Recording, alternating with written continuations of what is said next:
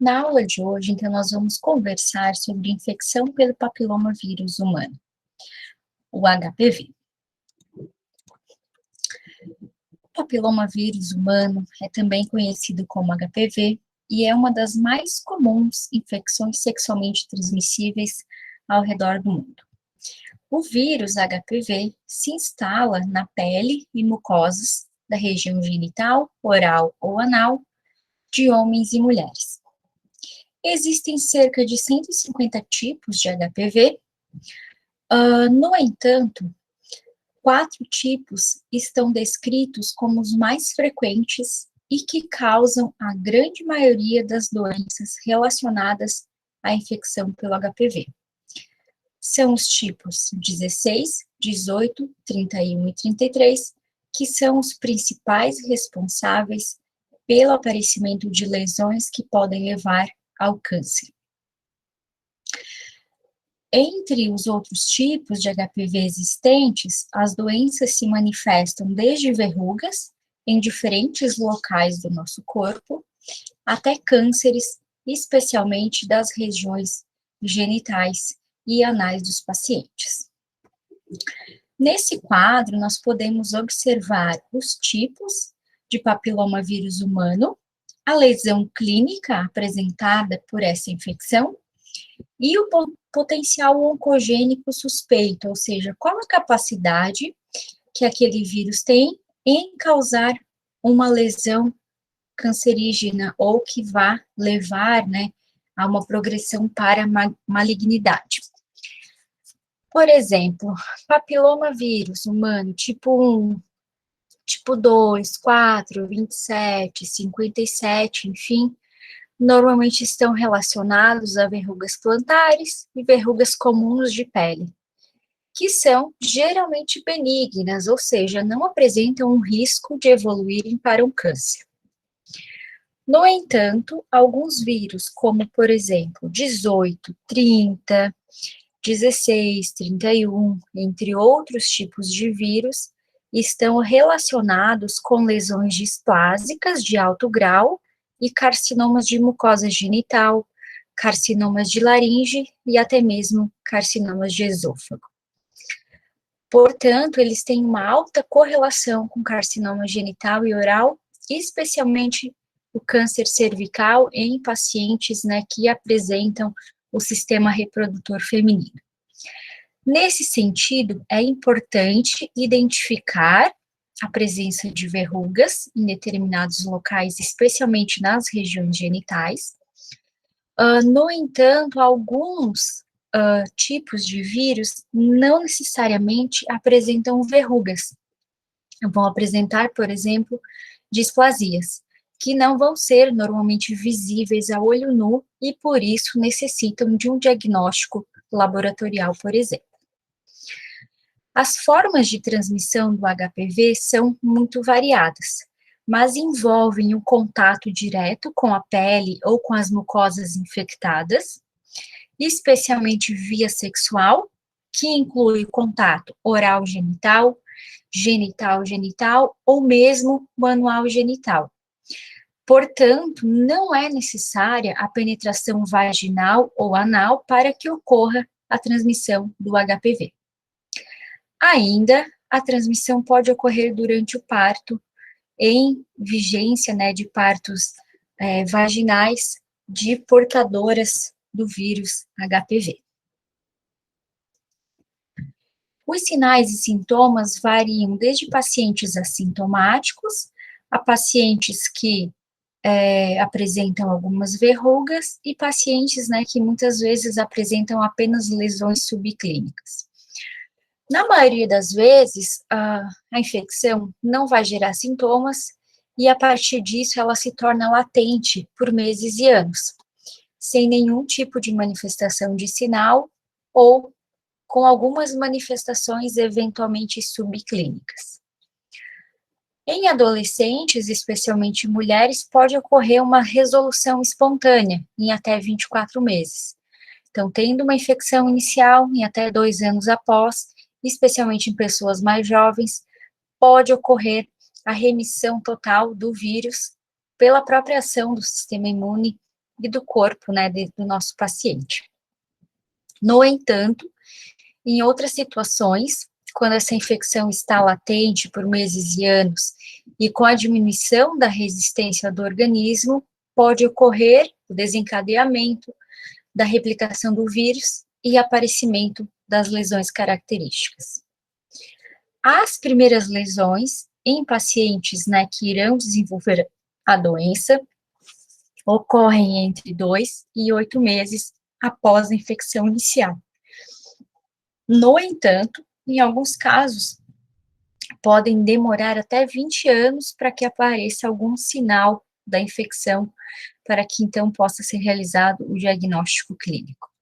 Então, nós temos uma grande variedade de sinais e sintomas ou de apresentações clínicas, né, que fazem com que essa doença, muitas vezes, essas doenças, né, causadas pelo HPV, tenham maior dificuldade de serem diagnosticadas. Mas vamos ver as formas de apresentação, né?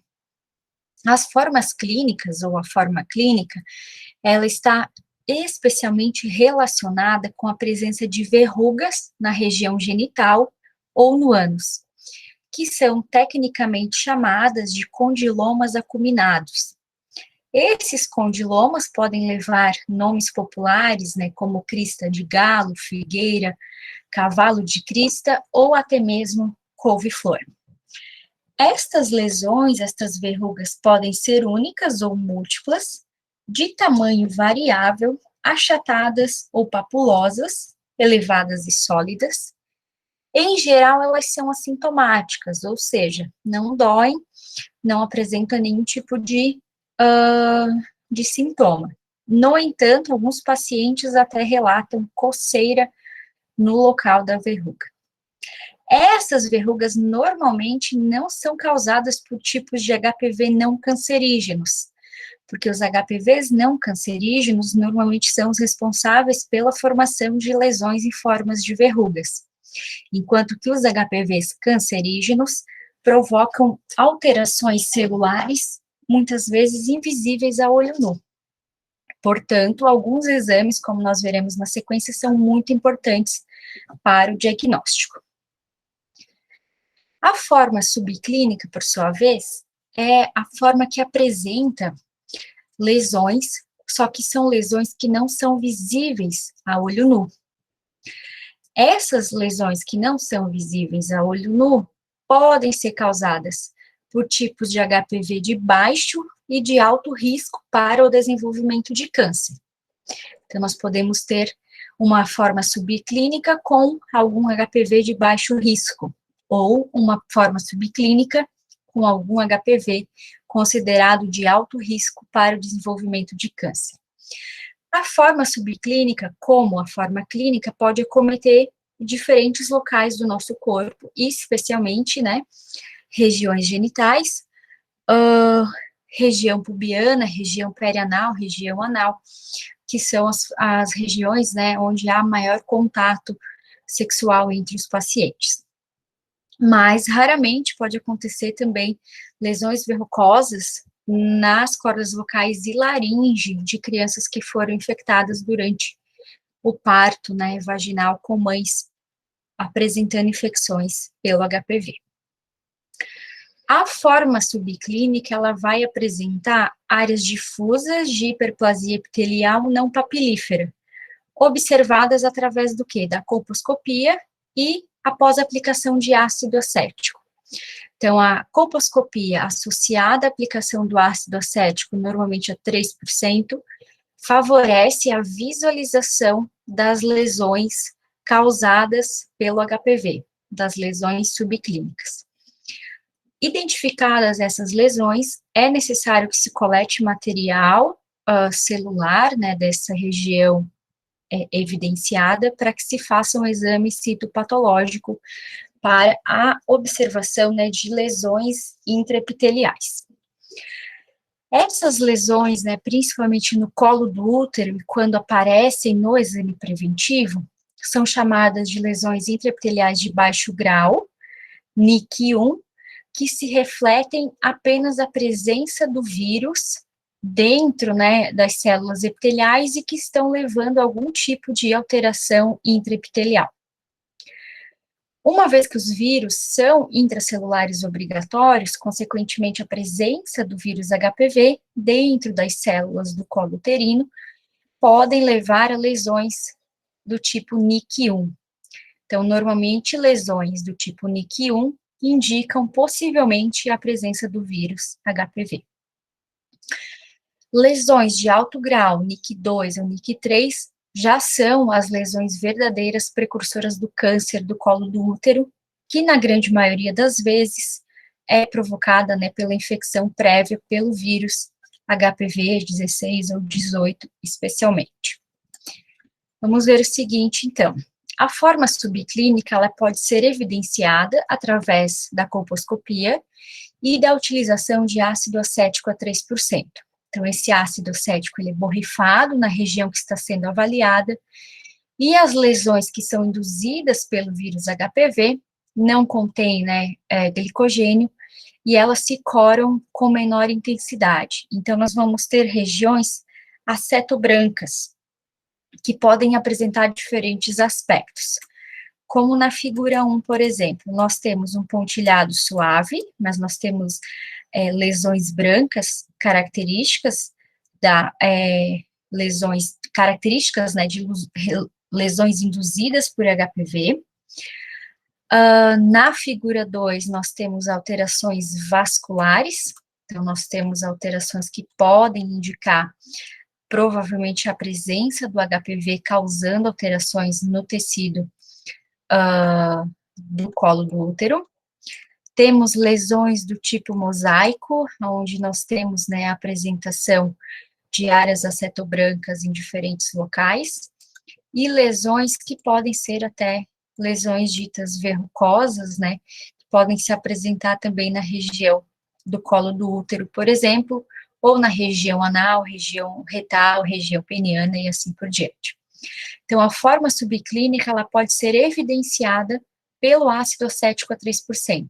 Por quê? A partir do momento que eu evidencio essa lesão, eu vou colher material dessas lesões específicas ou dessas regiões específicas e vou submeter à pesquisa citológica e até mesmo, em alguns casos, né, a própria pesquisa do vírus HPV.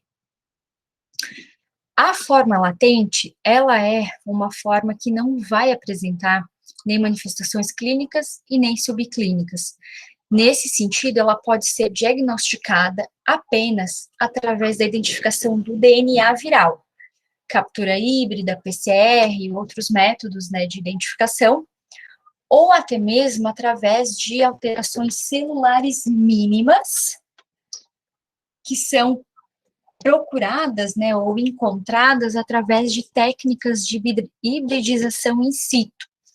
Ou seja, eu utilizo material colhido da região do colo do útero, ou da região vulvar, região vaginal, anal, peniana, e procuro alterações celulares mínimas que possam ser indicativas da presença, né, do vírus HPV no material clínico.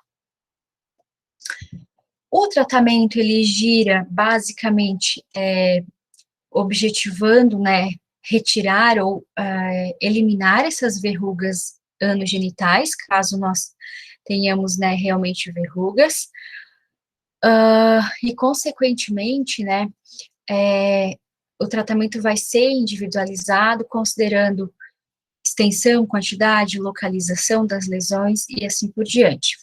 Existem tratamentos químicos, cirúrgicos ou estimuladores da imunidade. Alguns tratamentos que podem ser considerados, né, domiciliares, como o uso de alguns medicamentos específicos, ou alguns tratamentos ambulatoriais, né, como a própria eletrocauterização, ou até mesmo crioterapia, né, conforme indicação para cada caso. 2 medicamentos que não podem, né, ser usados durante a gestação.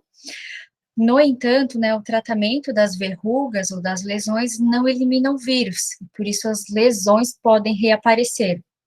Então, nós estamos eliminando as lesões que foram provocadas para que nós tenhamos, né, uma diminuição da possibilidade de uma evolução para câncer. No entanto, o vírus ainda está disponível no nosso corpo, né, e essas lesões podem aparecer novamente nas regiões que já foram previamente tratadas. Pessoas, né, com imunodeficiência, existem recomendações, né,